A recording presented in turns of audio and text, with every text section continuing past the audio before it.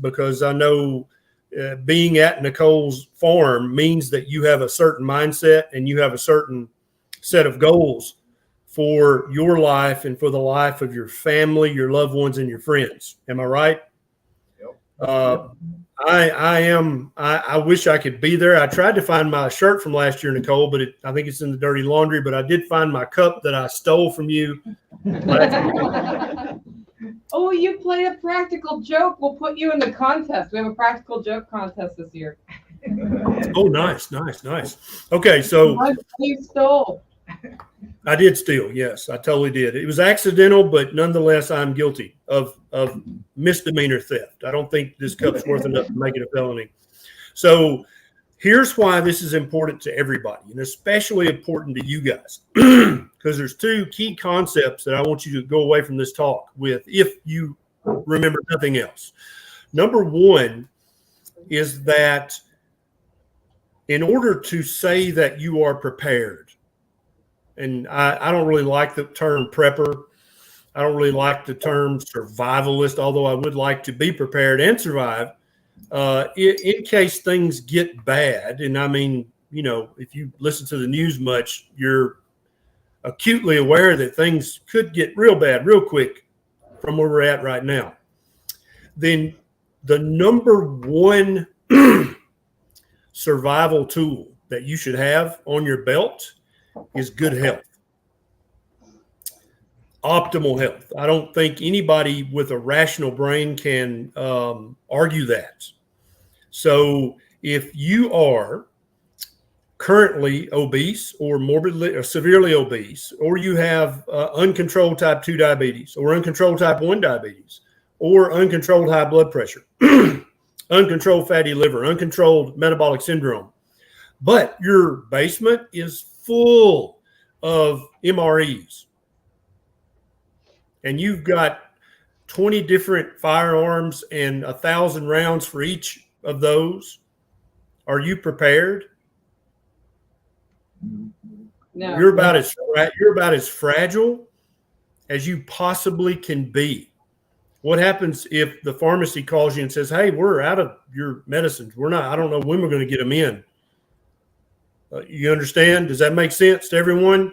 Yeah, I don't care if you've got a tank in the backyard with 5,000 rounds of shells. You are fragile if your health is not solid, rock solid. You cannot, first of all, take care of yourself. Can't take care of your family and whoever you decide your friends are in a situation like that if you are metabolically unhealthy. I want everybody to think about that. Same goes for smokers. If you still smoke, I'm not talking about vaping. I'm talking about smoking cigarettes. You are as fragile as you can possibly be. Okay. I would not want you in my enclave if you were a smoker or if you had metabolic disease, if you had type 2 diabetes, if you were severely obese. I would not want you to be on my team in a shit hit the fan situation because you would be very fragile.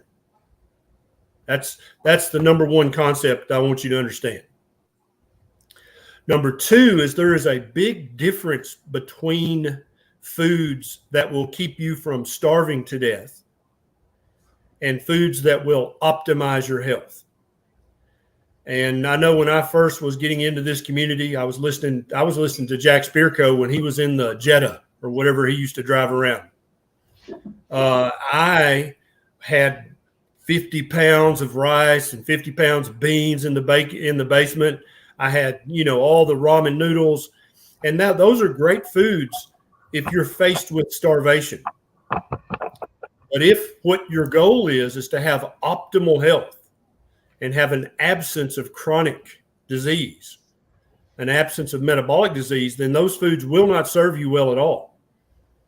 And I currently don't, that's not how I store food. And I'll definitely address that in the Q&A if you guys want to know how I store food currently and how I plan to store food in the future.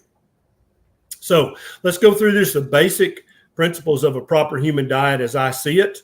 And then I want to open it up for as many questions as I can answer, Nicole, if that's okay. So number one. I just want to make sure it's okay. We're streaming this, right? Yes, that's fine. Okay. Okay. So the number one principle of a proper human diet is that it is ancestrally appropriate. Now, I grew up in a conservative Church of Christ, young earth creation household. So I grew up believing that the earth was less than 10,000 years old, and that everything living on the earth was created just as you see it now. Years of education have beat that out of me. It is not a logically tenable position. So if any of you guys are young earth creationists, I totally get it. I love you to death. But here, just bear with me, and let's talk about this. So an ancestrally appropriate diet is a diet that human beings have been eating for more than 15,000 years. And there's reasons why I picked that number that we can talk about in the Q&A. Human beings have been on this planet as Homo sapiens sapien, that's your scientific designation, for at least 233,000 years, we know for pretty much a fact. Maybe quite a bit longer. And so for somebody to say, well, we've been eating wheat for, 12,000 years. We've been drinking alcohol for 4,000 years. We've been drinking coffee for 5,000 years. Yes, those things are all true, but that doesn't make those things ancestrally appropriate. Because our DNA in our present form, we've been on this planet. When you start talking about something we've been doing for 5,000 years or 6,000 years, that's a drop in the bucket when you compare it to the entire length of existence of our species on this planet. Does that make sense?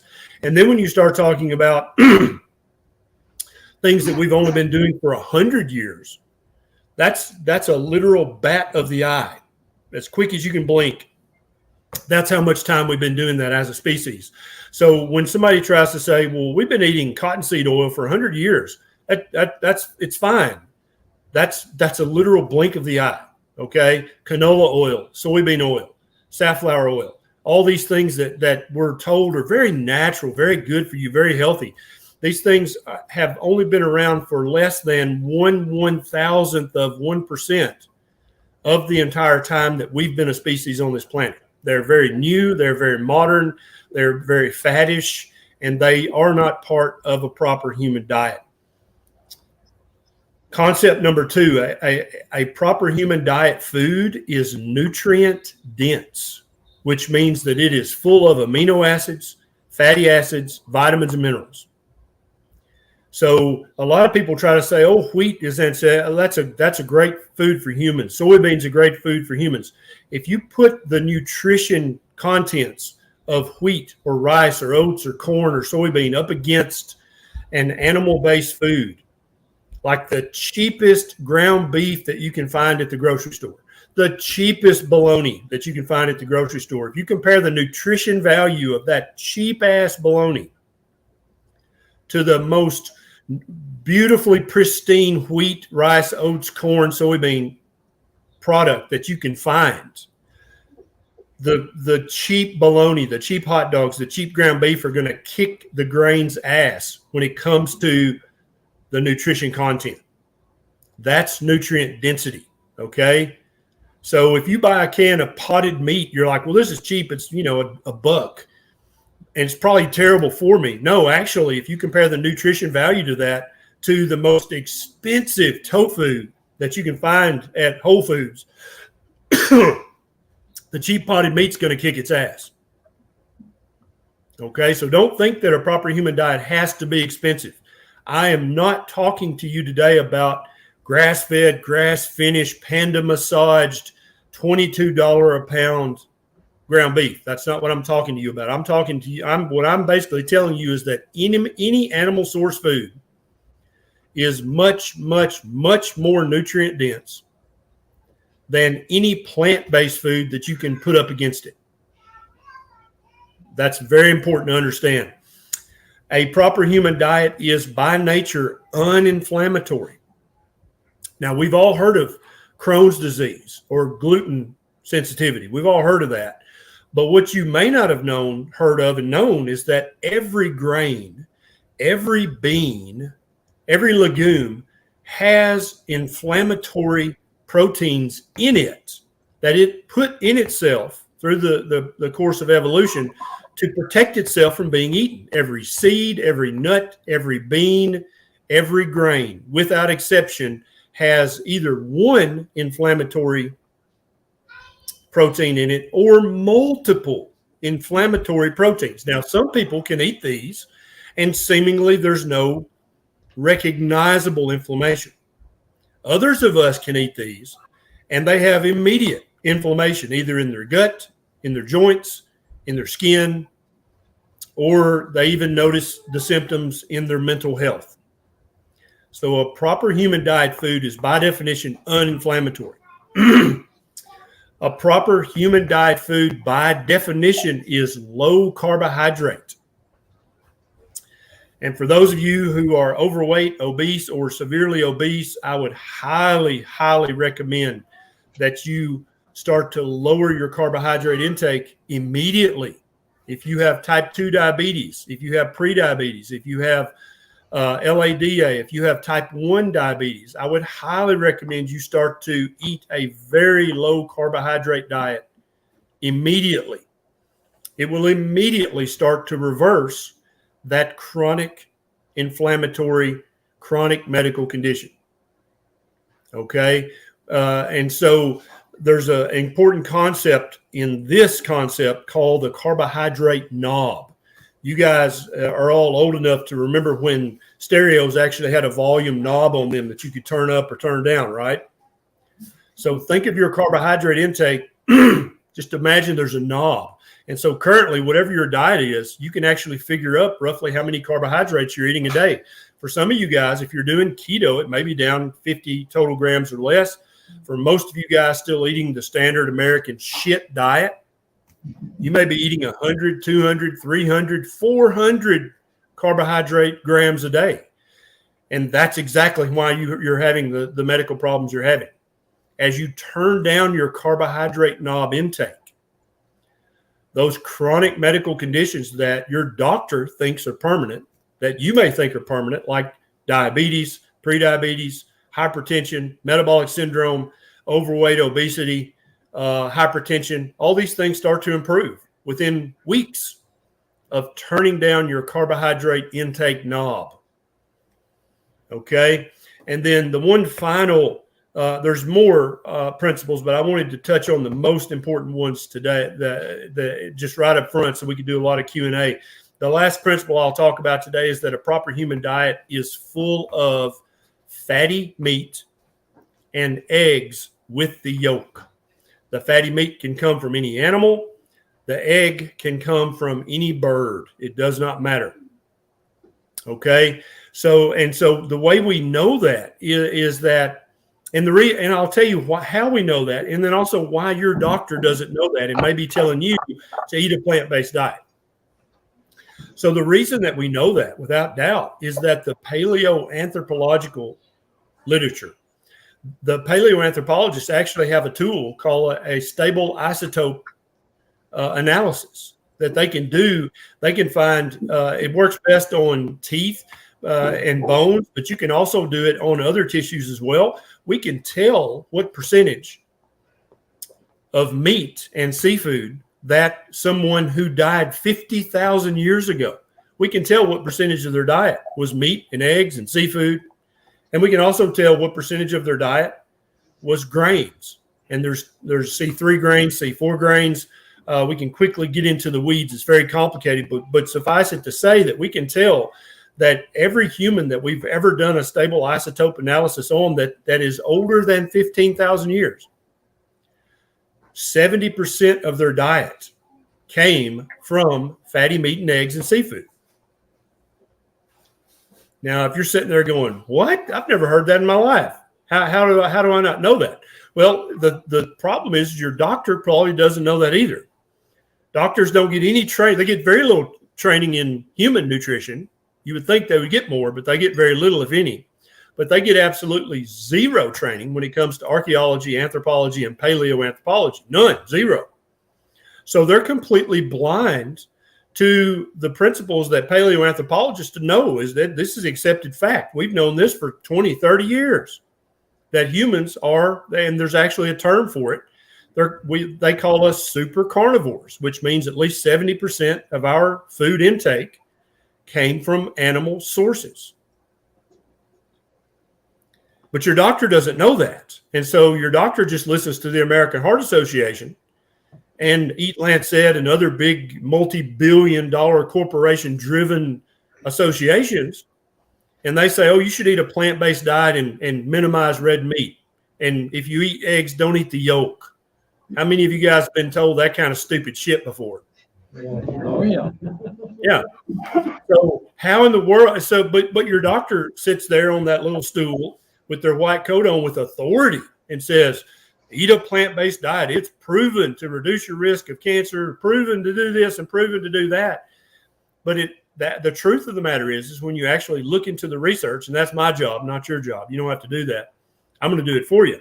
There's not a single research study in the world that proves that a plant-based diet is healthier, safer, better for you, or more therapeutic than an animal-based diet. There's not a single study on the planet that proves that. But yet your doctor will sit there and say that.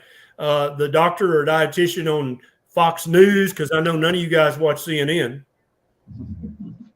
they'll say, oh, plant-based, yeah, and minimize red meat and definitely don't eat any processed meat. Well, is there research to prove what they're saying?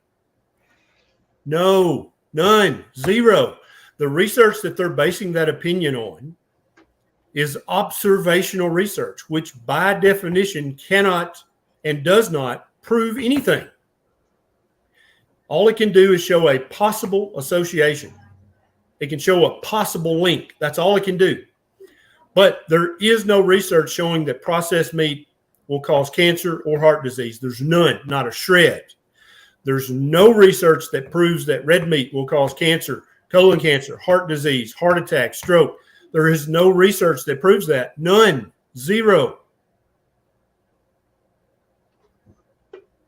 Okay? So the next time you're a doctor or a dietitian or you see somebody on TV and they're like, oh, yes, a plant-based diet has been proven to show this, that, or that, say, well, show me a copy of the research. I'm going to send that to Dr. Berry because he said you're full of shit. There is no research that proves that.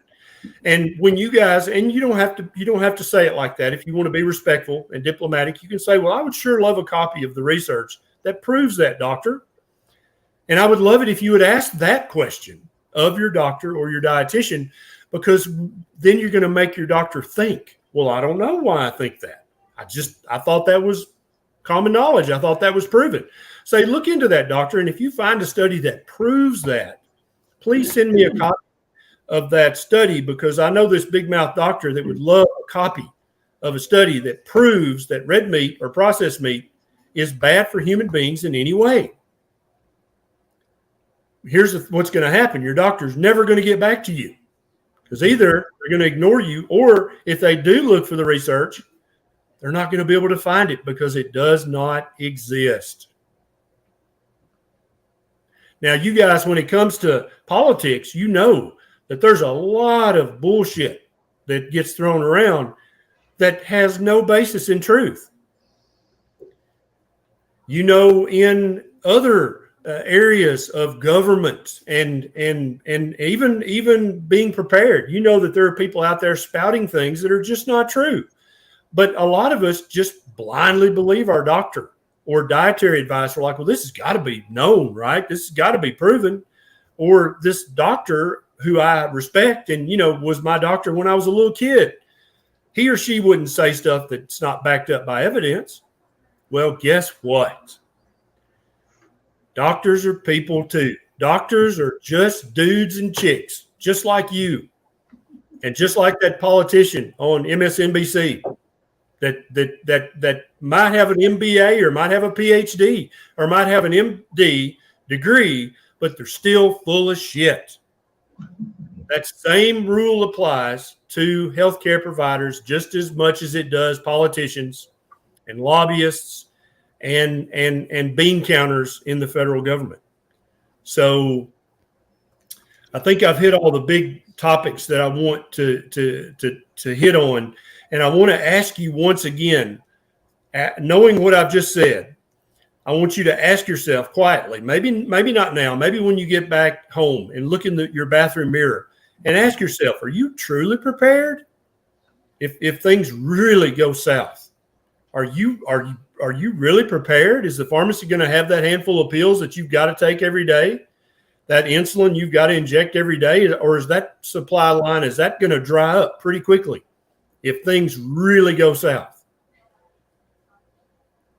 The second question to ask yourself is, do I want to use that 500 pounds of rice and beans that I've got in the basement or the garage? Do I want to eat that myself, or do I maybe want to use that to barter with somebody who hasn't heard Dr. Berry's lecture? And with that, Nicole, I'll open it up to questions. And if you guys have a question, please ask it. Don't be shy. Okay, who has questions? I got one. Go for it, Letty. Okay, I am on my second pregnancy, and I've learned from you that carnivore is A-okay.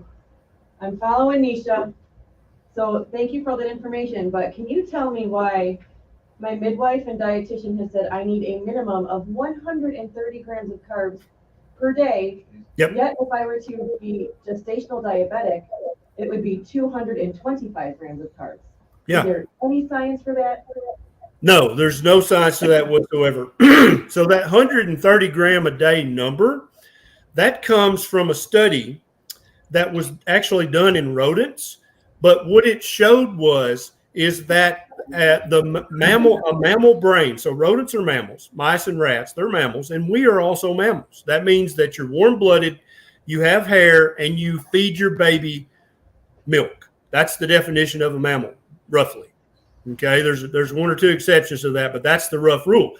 And so they found that they could calculate how many grams of glucose this rodent brain burned a day. And then by just extrapolating from this tiny brain to the average size of a human brain, they came up with this number of 120 grams or 130 grams of glucose a day. And that is true. Your brain burns about 120 grams of carbohydrates a day. And then your baby has a tiny brain, but it's going to burn some glucose as well. That's totally true. But they forgot that the human liver can make glucose and does so very readily and does so easily and does so instantaneously. And so our friend there who is pregnant, so that's two brains, right? Her big brain and then that tiny brain. Oh, he's got a big brain.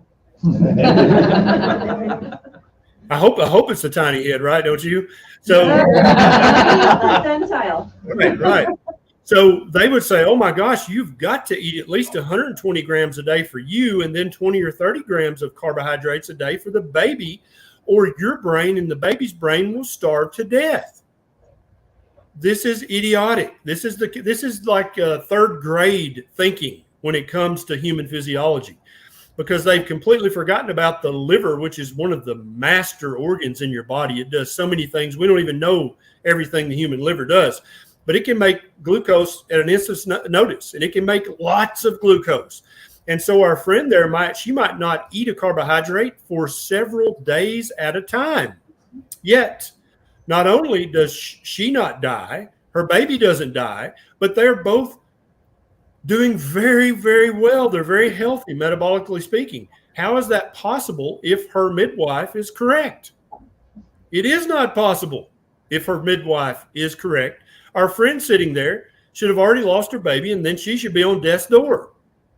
But obviously neither of those things have happened, because the human body is way smarter than the average midwife, the average dietitian, and the average doctor. That's why. And so there's no real science to back up that opinion whatsoever when you consider gluconeogenesis and glycolysis. There's nothing to back that up whatsoever. Good question. Keep eating your meat. Oh, yeah. Dr. Berry, I have a question. I have a 12-year-old daughter, and she's struggled off and on with eczema, and pretty much probably the last 5 years, and alopecia and spots for the last year. Yep. Years ago, we had her, she was tested, and the test came back with a naturopath doctor that she had an egg and dairy allergy. So, not having eggs and dairy means many times that we've got to give her, she's been eating more carbs. We try to give her as much quality meat as possible, but could a low carbohydrate diet that you're talking about affect her and make an improvement with her, if this is an autoimmune thing or whatever it is for her eczema and alopecia? 100% yes. Her chronic eczema and her worsening alopecia are mostly inflammatory in nature, and the alopecia may be starting to be a little bit autoimmune in nature. But the good news, that's the bad news. The good news is you can stop the cycle of both of those and definitely get rid of the eczema within just a few weeks, and get rid of the alopecia in a few weeks to a few months. And so eczema in children is 100% related to grains, beans, and liquid dairy. Okay, it has nothing to do with eggs. Food sensitivity testing is worthless. It is a waste of money. It checks for the IgG antibody, and anytime you eat a food, you're going to have a little immune reaction every time you eat that food. That's perfectly normal. Your immune system is watching every single thing that goes into your mouth and into your gut, constantly monitoring that, and that's a good thing. But if you're eating things that are inflammatory in nature, then you're going to have that inflammation. Remember earlier I said it's going to pop up either in your gut or your joints or your skin or your mental ability. That's where it's going to show itself. And so for her, it's showing up in her skin. So if you got rid of all the grains from her diet and got rid of all of the beans of all kinds and got rid of any liquid dairy, and I'll talk about liquid dairy in more detail. So butter and ghee are fine for her. Full fat, real fermented cheese is probably fine for her. But the drinking milk, you said she's 12, is that right? Yes, sir. Yeah. So all mammals all humans on the planet should stop drinking milk at about the age of 4, 5, 6, 7 years old. Okay. Under that age, milk's good for you. It'll help you grow and gain fat very quickly, which is very good for children, for infants. So as an adult, if you want to gain fat very quickly, drink lots of milk, preferably skim milk. That'll help you gain fat the fastest. But after the age of 5, 6, or 7, most human beings on the planet become lactose intolerant. About 75% of humans on the planet are lactose intolerant. Now, that percentage is probably lower in the room that I'm talking to, because you guys are mostly Nordic descent, mostly Scotch-Irish, mostly Caucasian. And we have actually developed a genetic defect that allows us to drink milk into adulthood. It's still not optimal, but we were able to utilize the calories and the carbohydrates in the milk because we developed this genetic defect. That does not make it optimal. It just makes it possible. Okay. You can use milk as a starvation food, but you can't use it as an optimization food. So, just talk to her. She's 12. She's old enough to be able to make decisions. Just say, look, babe, I talked to this doctor, and he said that if we make the following changes in your diet, within 30 days, your eczema is going to be virtually gone, if not completely gone. And your alopecia is going to be starting to get better, if not much better, after 30 days. She needs to eliminate all grains, even ancient grains, okay, even non-GMO grains. They all got to go. They are starvation foods, not optimization foods, and they are inflammatory by design. They're designed by the plant to be inflammatory. She needs to eliminate all beans and legumes.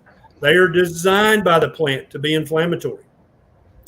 And she needs to eliminate all liquid dairy, or dairy that has not been completely fermented, or so that would be a real kefir that you made, a real yogurt that you made, or a real full fat fermented cheese that's very, very hard that you have to cut with a knife.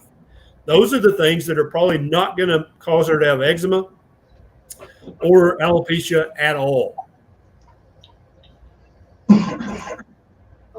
Okay. And eat lots of fatty meat and eat lots of eggs with the yolk. The eggs have nothing to do with her eczema or her alopecia. Okay, that's what I was going to ask, is about the eggs. So can we go ahead and start putting eggs back into her diet? I mean, we do. Yeah, I would start with egg yolks only. Okay. And do that for a couple of weeks. So basically make her a little scrambled eggs with egg yolks only, or a little omelet with egg yolks only. And then after a week or two of that, you can give her 3 yolks and 1 white. And then after a week, 3 yolks and 2 whites. And after another week, then she can just have a 3-egg omelet.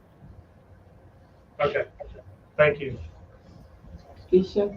Yeah, but I will be 60 this summer, and within the last 3 years, I've developed severe inflammatory eczema and tested highly allergic to beef, wheat, and pork and dairy. Beef and pork are part of that diet that I'd really like to stick on. What can I do to reverse something that I've only had for a couple of years? Yep. So if you will, if you love meat and eggs, then I would encourage you to do a 90-day challenge of just fatty meat and eggs with the yolk, and watch this eczema go completely away. If you're like, yeah, I freaking love meat and eggs, I could totally do that for 90 days. That's the quickest way to get rid of the eczema.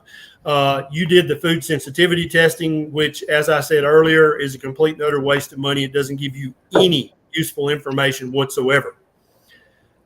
We know, based on human physiology and based on plant physiology, we know that all seeds and all grains and all beans have inflammatory things in them. And some people, it manifests very early in life, like his 12-year-old daughter. Other people, it manifests later in life, like you. It doesn't mean that there's a different cause. It just means that it happened at a different time in your life cycle.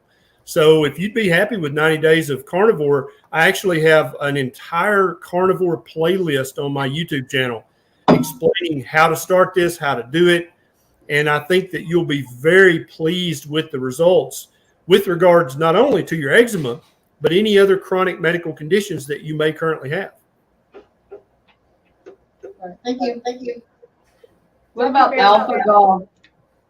The tick one. Yep. Does anybody in the room have alpha gal currently? No, we have some people in our network with it. Yeah. So alpha gal is a very rare autoimmune reaction.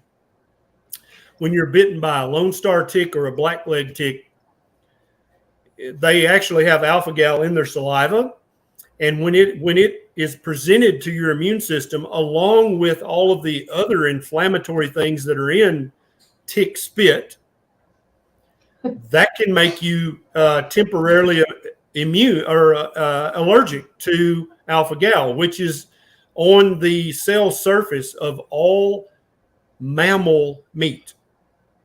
Okay, so if you have a friend who has alpha gal, they can eat all the seafood and all the poultry and all the eggs. None of that's going to affect them whatsoever. So they can still eat a carnivore diet, but they're just going to have to avoid the meat from mammals. And remember earlier, I told you a mammal is something that has hair, is warm-blooded, and feeds its baby milk.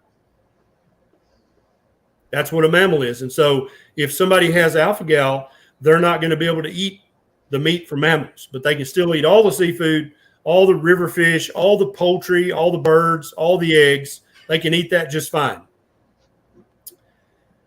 But alpha gal is not permanent. Typically within 3 months to 12 months, the immune, especially if you're eating a very uninflammatory diet, like the proper human diet, within 3 to 12 months, that inappropriate reaction to alpha gal is gone, and you once again can eat the meat from mammals. Next hand over here. Oh yeah, sorry, Dr. Berry. So when avoiding grains and beans, do you have a recommendation on where to get fiber? Or do you worry about getting enough fiber, or what are your thoughts on that? So do you currently believe that fiber is essential in the human diet?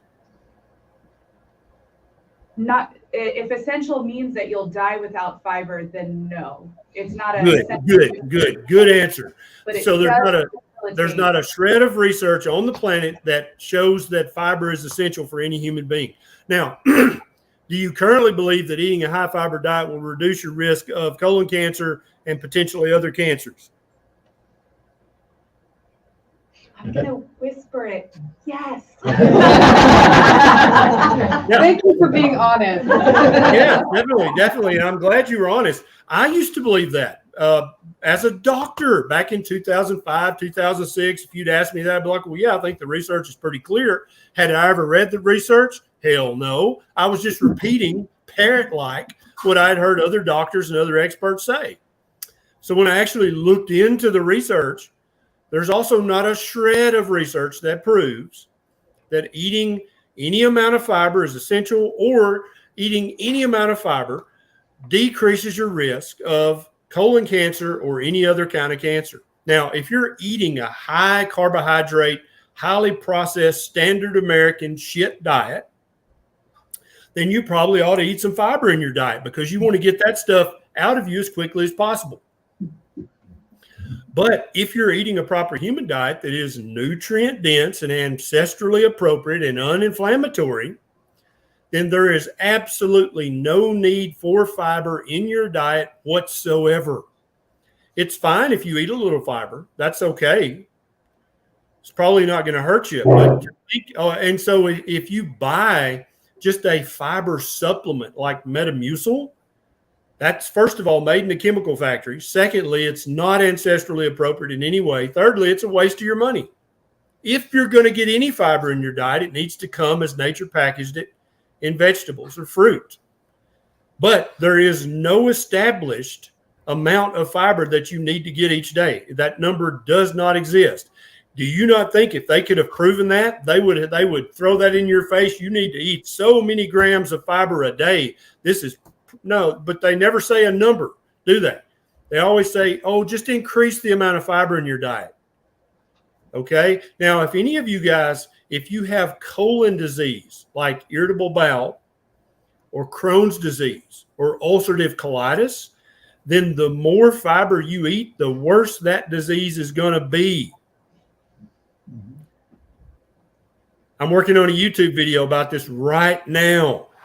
That even gastroenterologists at the top, the top hierarchy of gastroenterologists are starting to say, I think we really should revisit that fiber recommendation, because I've had hundreds of patients tell me with Crohn's, ulcerative colitis, or irritable bowel, that if I eat too much fiber, it makes it worse. And so then they have these patients coming to them who are eating a carnivore diet who are saying, Doc, as long as I just eat fatty meat and eggs with the yolk, I don't have any ulcerative colitis symptoms at all. It's like it's gone. Same goes for Crohn's and IBS.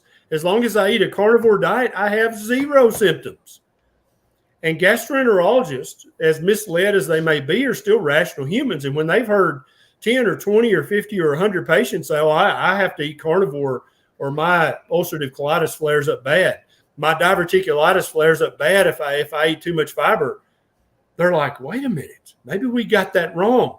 And it's my hypothesis that, yes, indeed, they did get that very wrong, that if you have any gut problems whatsoever, you probably need to avoid fiber completely. Thank you. Okay. Any other questions? How do you feel about mayonnaise? It depends on the ingredient. And so if any of you guys have a question about any food, if it has a list of ingredients and you're about to ask me, hey, what do you think about fill in the blank? My answer is going to be, it depends on the ingredients. So if you make mayonnaise at home with butter, yes, you can do that. With Bacon grease, oh my God, yes, you can do that, and it tastes. You're getting If you make mayonnaise with avocado oil, olive oil, coconut oil, any beef tallow, butter, bacon grease, it's totally fine and healthy and good for you. You can eat as much as you want.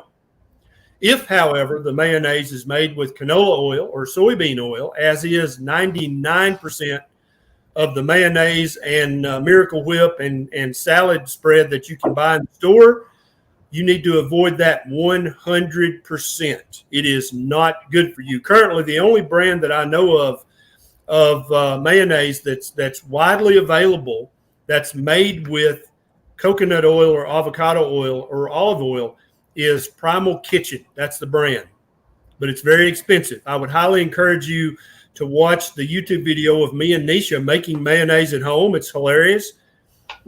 It's super easy to do it. It's so easy that even a doctor and a nurse can do it.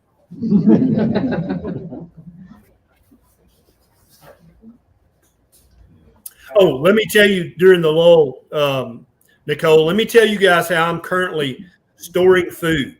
Okay. You guys interested in food storage? Sure. Okay. Long-term food storage. So I've got probably 100 pounds of canned cod liver, anchovies, sardines, tuna, and salmon. Probably 100 pounds. And then the rest of my protein and fat I have stored in the pasture and in the hen house. And ultimately, that's how I'll store all my food, is in the pasture and in the hen house. We inherited a farm from Nisha's grandfather when he went to heaven. And I currently have 37 St. Croix sheep in the pasture that I rotate. And we have 37 chickens, 3 roosters. One needs to go in the pot, if not 2. And so that's how and then also we have quail in our quail hutch. That's how I store fat and protein for my family. So if the world ended tomorrow, unless a nuke dropped on Holiday, Tennessee, I could literally go to the hen house after dark and grab a rooster and feed my family. Or every morning I could go to the hen house and get the eggs and feed my family 100% of the nutrition they need. I could go to the quail hutch and get those little quail eggs. About 5 quail eggs equals 1 hen egg. And feed my family every single vitamin, mineral, amino acid, and fatty acid that they needed, not only to prevent starvation,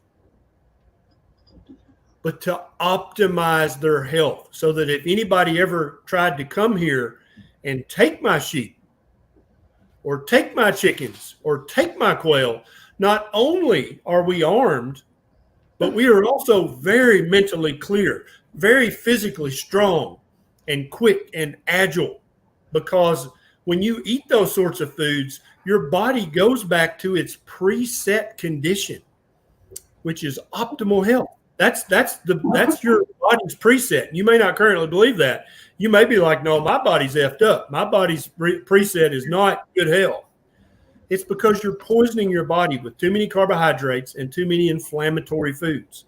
As you remove those inappropriate food-like substances from your mouth and start to fill your mouth at every meal with real ancestrally appropriate, low carbohydrate, nutrient dense, uninflammatory foods, your body will start to revert back to the factory setting, which is lean and muscular and mentally smart, mentally alert, mentally aware, and ready to take action if action needs to be taken. And I would highly encourage all you guys, I don't care if you live on 1/3 of an acre right now, you can raise quail in the garage. You can have 3 or 4 hens in the backyard. If you've got an acre or more, you can have 1 or 2 ewes in the backyard. Okay? If you've got more than 1 acre, you need to shut the hell up, because you can do all this stuff and feed not only your neighbors as well. Okay? Any other questions? The others. Just one more question, Yeah. Dr. Berry. My mother-in-law has struggled with fibromyalgia for years. And I know I heard a video of yours talking about insulin resistance potentially. She's not diabetic and so we got those tests that you mentioned in that video, A1C, I think of 5.6.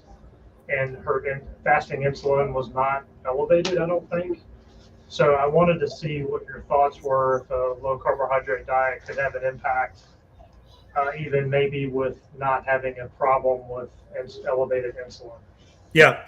So you said her insulin level was 9? I don't remember the number, but apparently it wasn't elevated. Yeah. So on the laboratory sheet, when you look at the normal range, for most labs, it'll say that a fasting insulin up to 24 is within normal limits. That's definitely incorrect. She needs to have a fasting insulin level of less than 6. And her A1C was 5.6. So she's only 1/10 of a point from being pre-diabetic. So she's absolutely hyperinsulinemic and almost pre-diabetic. So she's definitely eating way, way, way too many carbohydrates for her. And in that fibromyalgia video that I have on YouTube, I talk about insulin resistance, but also the inflammatory nature of the food that you're eating, right? And so if you're eating a food that's too inflammatory and too high in carbohydrates, for some of us that may manifest as eczema. For some of us, alopecia. For some of us, obesity. For others of us, all the symptoms of fibromyalgia can come from eating that inappropriate food-like substance. And indeed, if you go and just read the comments on that fibromyalgia video with her, you'll see comment after comment that goes roughly like this. When I first saw this video, I thought you were full of shit. However, I decided to give keto a try, and I'm back 6 months later to tell you that you are not full of shit. Fibromyalgia symptoms are so much better. Thank you so much, Dr. Berry. And I get that all the time. I used to have that in patients in the clinic before the fire. I would tell them what they needed to hear, often not what they wanted to hear. They would get pissed off, get up and walked out. And then I would be like, oh, well, they weren't ready to hear it.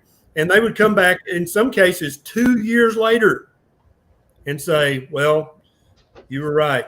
And I started following what you told me to do, and I feel much better now. So I'm sorry that I was an asshole, and thank you for teaching me. So I get that all the time. It doesn't offend me at all that when people do that, because I know that when they're ready to hear the truth and implement the truth, they'll do so, and then they'll come back and they'll leave a thank you comment on that video. What's your question? Is there a number in terms of how many carbs are okay to have per day? Is there a number that you can say? Yep, there sure is. So there's not one proper human diet for every human. The proper human diet, when it comes to carbohydrates, is a spectrum. There we go. So for someone who's very young and metabolically healthy and very active, maybe they play sports in junior high or high school, they're very slender, they can probably get away with eating 100 total grams of ancestrally appropriate carbohydrates a day. And that would be vegetables, berries, a few nuts, stuff like that, right? Still no grains, still no beans. Those things are inflammatory for every human on the planet. But as you get older, as you get more metabolically sick, as your hormones change, that narrows, okay? And so some people have to go to 50 total grams of carbohydrates a day of ancestrally appropriate carbs to get the benefit they're looking for. Some people have to go to 20 total grams a day. And some people like me, I used to weigh 297 pounds, was pre-diabetic, had high blood pressure, had a list of other things, including dandruff, rosacea, joint pain, gut problems, and gut problems on the inside, and then just gut problems of having a big damn gut. And I have to be as close to 0 total grams of carbohydrates a day as possible, over here at 0. Does that make sense? And so remember the carbohydrate knob. I started by turning it down to 50, and I got a little bit of fit, but I was 40, 45, 46 when I started this. So I was old enough, I needed to turn it down more. So after a few months, I went to 20 total grams of carbohydrates a day, which most people would say that is a ketogenic way of eating. And that helped a lot. That fixed about 80% of my problems. I lost a ton of weight. My prediabetes went away. My rosacea got better. The only thing that didn't go away was my severe heartburn. It got better, but it didn't go completely away. And so about 3.5 years ago, on my Facebook page, I issued a challenge. I said, hey, let's do 90 days or 30 days of this carnivore diet. Let's try that. Who's with me? And so after 30 days of a carnivore, as close to 0 grams of carbs a day as you can get, it occurred to me I hadn't had heartburn a single day that month. None. Zilch. None. Hadn't even had to take a single Tums. And that was unheard of for me my entire adult life. I had heartburn every damn day. Some days it was moderate. Some days it was very severe. But after 30 days of carnivore, I had no heartburn whatsoever. And I thought, I'm going to do this another month. And so that another month has turned into almost 40 months now of just eating lots of fatty meat and eggs with the yolk. And I haven't had any heartburn that entire time. My A1C, looking for prediabetes or type 2 diabetes, is very low normal. My insulin is low normal. All my markers are great. I work like a dog out on the farm all day. I've got plenty of energy. Nisha says sometimes when it comes to me running my mouth, I have too much energy. So that's where I fall on the proper human diet spectrum. But if you have like the 12-year-old girl, once he gets rid of the grains and the beans and the liquid dairy, she may be able to still eat a ton of vegetables and nuts, not peanuts. Peanuts are not a nut. They're a legume, right? Did you know that? Peanuts grow under the ground. They are not a nut. Nuts grow on trees. But she could probably eat lots of berries and lots of vegetables and lots of nuts and be totally fine with 100 total grams a day. Whereas some of you guys sitting in the audience who might be in danger of having to buy 2 seats if you were to take a plane ride on Southwest, you need to be as close to 0 grams of carbohydrates a day as you can possibly get if you ever want to reverse your obesity at being an adult with maybe a gray hair or two. Does that make sense? Yes. Yeah. We have time for one more question. Yeah. Anybody have one? Can you talk about Okay, we have a question. Can you tell us about fasting, please? Yeah, fasting is wonderful. Fasting is very powerful. Any of you guys that qualify as being overweight, obese, or severely obese, fasting needs to 100% be part of your therapeutic nutrition regimen. Now, with that being said, if you're still eating a high carbohydrate diet, a diet full of processed wheat, rice, oats, corn, soybean, you're going to fail miserably at any kind of fasting, because that kind of diet it forces you to have to eat 3 or 4 meals a day with snacks in between. Otherwise, you will not be able to get through your day, especially if you have a job or a career. So the first thing you need to implement is turning down the carbohydrate intake knob. And what that's going to necessitate is that you're turning up your fat intake and you're turning up your protein intake, right? Because there's only 3 macronutrients. There's protein, there's fat, and there's carbohydrates. Okay? And if you turn down the carbohydrates, you're going to turn up the fat and the protein just by definition. Because have I told any of you guys a single time during this whole talk that you need to portion control? Have you heard me say those words? No. Have I told any of you guys to count calories and keep your calories under a single number? Have I said that at all? No. So for the person in the room with the highest BMI, whoever you happen to be, portion control and calorie counting play no role whatsoever in reversing your severe obesity. None. You're going to turn down your carbohydrate intake as low as you can get it. You're going to turn up your fat intake and your protein intake as high as you can get it. and you're going to try to get all the protein and fat from animal source foods. That's literally all you have to do to reverse your severe obesity. Okay. Now, if you are currently a sugar addict or a carbohydrate addict, and that is a real thing, that will not be easy for 3 days to 3 weeks. You will suffer just like someone who stopped smoking tobacco or stopped drinking alcohol. If they had a problem with those substances, when you break an addiction, it sucks. Right? Does that mean you should go back to drinking the alcohol if you're an alcoholic? No. Does it mean, well, every time I try to quit smoking, I feel like shit? What doctor would say, well, I guess smoking's good for you. Just go back to it. Right? No, nobody with any sense would say that. So I'm going to tell you, if you cut the carbs way down and you start having all of the classic signs of withdrawal, and if you don't know what those are, just Google, what are the classic signs of withdrawal syndrome? Headache, nausea, irritability, trouble sleeping, all those things. You're going to have those same exact symptoms with sugar withdrawal. What that means is you need to stick with it for 3 days to 3 weeks until you've broken that cycle completely. Then you won't suffer that anymore.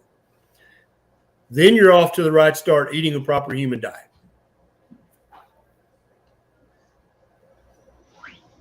All right. Dr. Berry, with that in mind, if a child was to wake up with headaches, could that be sugar, carbohydrate withdrawal?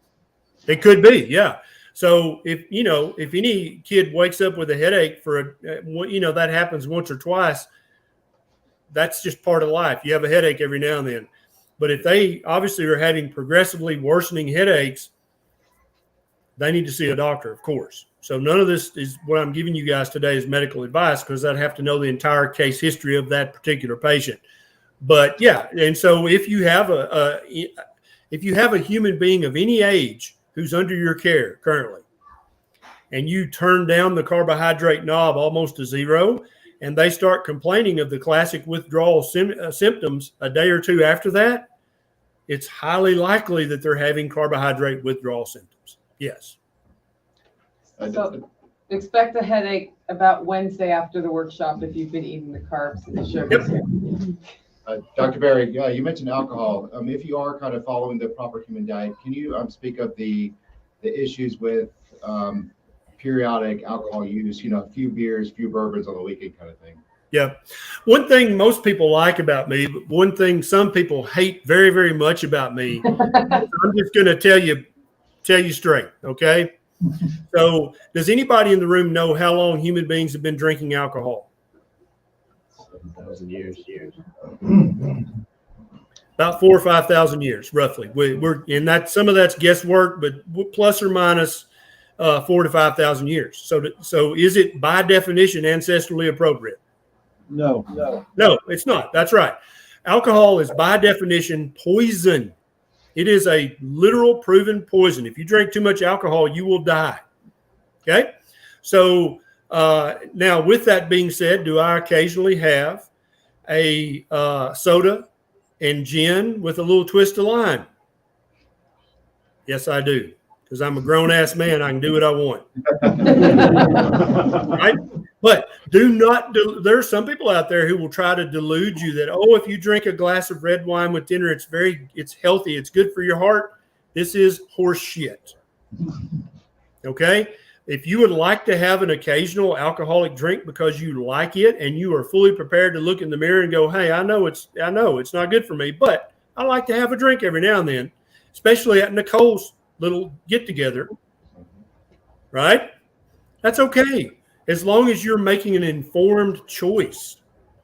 What I don't want any of you guys to go out and be deluded by some bullshit argument, and you think, no, I have a glass of red wine every night because it's good for my heart. No. Alcohol is poison by definition, but if you'd like to have a little metered dose of poison that makes you feel good and kind of gets the conversation going and loosens up the inhibitions, I think that's fine as long as you make an informed choice. But make sure that there is zero sugar and zero carbohydrates in any mixer that you mix with your alcohol, and make sure that you consume alcohol in as tiny a quantity as you can, because it is by definition a poison. Also, let me add one final thing. Tonic water has sugar in it. Dr. Berry, did not know this. For years, I was drinking gin and tonic with a twist of lime. Tonic water doesn't taste sweet, does it? And one day I got some on my finger and it dried and my finger was sticky. And I was like, why is tonic water sticky? So then I got the bottle and I did what I tell every time I do a presentation, I tell you guys to do. What do you do? Read the label. Read the damn ingredients. Dumbass, it's got sugar in it. Yeah. So now I have a gin and soda with a twist of lime. Occasionally, rarely. All right. Thanks, Thank Dr. Berry. Right. Nicole, I promise I'll try to be there in person next year because this kind of sucks. Yeah. We'll look forward to, you'll be in person at Self-Reliance Festival too, so we'll see you there. That's it. Okay, thanks guys. See you later. I'm on YouTube if you need me. Okay, awesome. We'll be back here in about 10 minutes. It'll be a quarter after that we start with Sean's presentation. We want to end the broadcast. Yes, please. I was trying to work on that here, but my